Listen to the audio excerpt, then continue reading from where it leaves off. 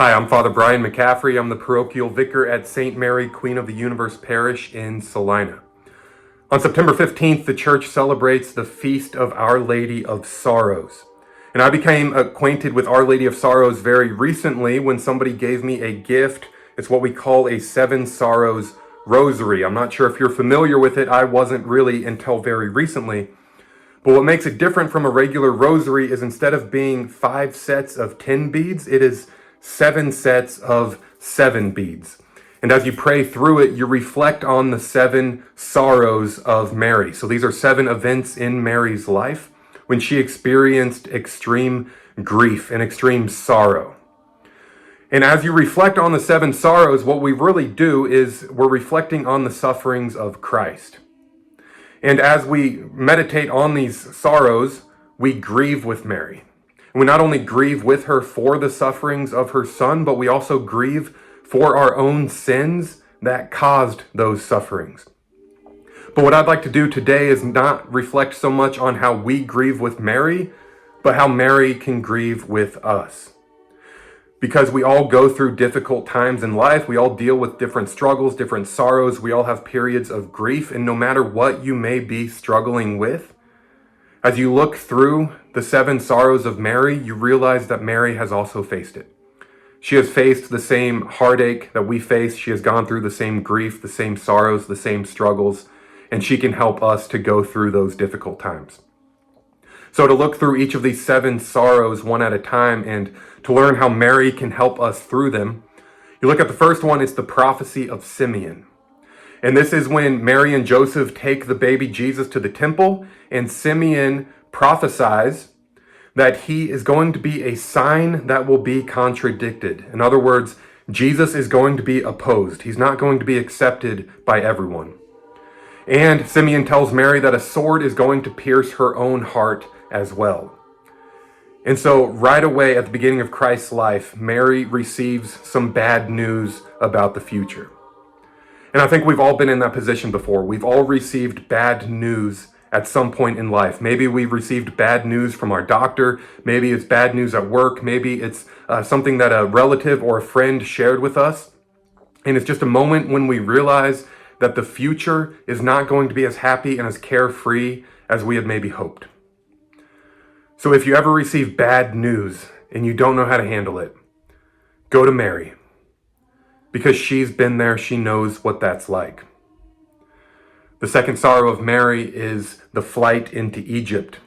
And so this is when Mary and Joseph have to flee to Egypt with the baby Jesus because Herod is seeking to kill him. Hopefully none of us are ever in that exact position. Hopefully we never have to flee for our lives or our safety. But maybe sometimes we are in danger. Or maybe we do feel threatened by something. It could be a health problem or a financial problem or whatever. We just feel threatened and scared and we're not sure what to do and we just want to run away. Well, if you're ever there in that place, run to Mary. Okay, go to her. She's kept Jesus safe. She can keep you safe as well. The third sorrow of Mary is when Mary loses Jesus in Jerusalem while he's still a boy, and for 3 days she has to look for him. She has no idea where he is. Sometimes we feel like that too in our own spiritual lives. We don't know where Jesus is. Maybe your prayer life is just very dry and you can't hear or see Christ at all. Maybe you're just going through a very difficult time and you're like, I don't know where God is in the midst of all of this chaos. If you ever feel like you've lost Jesus, like you don't know where he is, go to Mary. Because Mary literally lost Jesus for 3 days. So she knows what it's like to lose him, but she also knows how to find him. The fourth sorrow of Mary is when Mary meets Jesus on the way of the cross. So as Jesus is carrying his cross to Calvary. And Mary just has to watch her son suffer and she can't do anything to help him.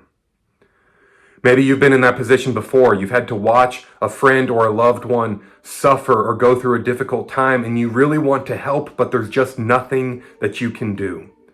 And all you can do, as difficult as it is just sit back and watch them struggle. That's a hard place to be. That's a difficult position to be in. But Mary's been there too. and she knows what that's like. The fifth sorrow of Mary is the crucifixion. Jesus dies on the cross. Mary has to watch her son die. I think we've all lost somebody at some point in our lives. We've all lost friends or loved ones. We've had to watch people that we care about die. And I don't think anybody understands that type of grief and that type of sorrow more than Mary does. The sixth sorrow of Mary is when the body of Jesus is taken down from the cross and is laid in Mary's arms. And when I reflect on this one, I don't identify so much with Mary as I do with Jesus.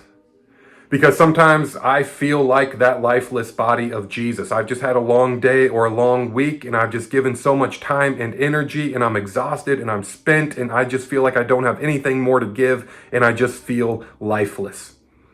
And maybe sometimes you feel like that too. You've just given everything you have to give, and you're tired, you're exhausted, you don't have any more gas in the tank. Go to Mary. Mary has held the lifeless body of her son she can hold you to, and you can find rest in her arms. And then finally, the seventh and final sorrow of Mary is when the body of Jesus is laid in the tomb. And as I think about Mary standing at the tomb, watching her son be placed in the tomb and the stone rolled in its place, what I think about is, along with Mary's sorrow, I like to think that she was also full of hope. Hope that this was not the end of the story, because Jesus promised it wouldn't be.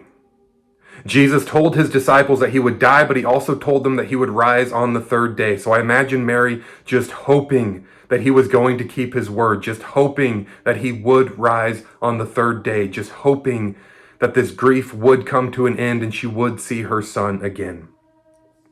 And ultimately, I think that's one of the things that the seven sorrows of Mary give us is hope. Hope and trust that death and sorrow and despair are not the end of the story. That it's only temporary. That death always leads to life. That the crucifixion always leads to the resurrection. That Good Friday always leads to Easter Sunday. As one last thought here, just speaking of the crucifixion and Good Friday, when you look at the scene of the crucifixion and you look at who is with Jesus, who is standing at the foot of the cross, you see the apostle John is there. And in fact, John is the only one of the 12 apostles that was faithful to Christ all the way to Calvary. Personally, I think the reason why John was able to stand on Calvary, why he was able to stay with Christ, even through Christ's suffering and death, is because John wasn't there alone. John was there with Mary. When Jesus was arrested and all of the disciples scattered and ran away, it seems that John eventually found his way to Mary. And I believe that it was Mary that gave John the strength and the courage that he needed to endure the pain and the suffering of Calvary. So whatever struggles you might be going through in your life, whatever pain, whatever sorrow, whatever grief or despair you might be dealing with, go to Mary, because she can help you through it, and she can give you the strength and the courage that you need as well to persevere.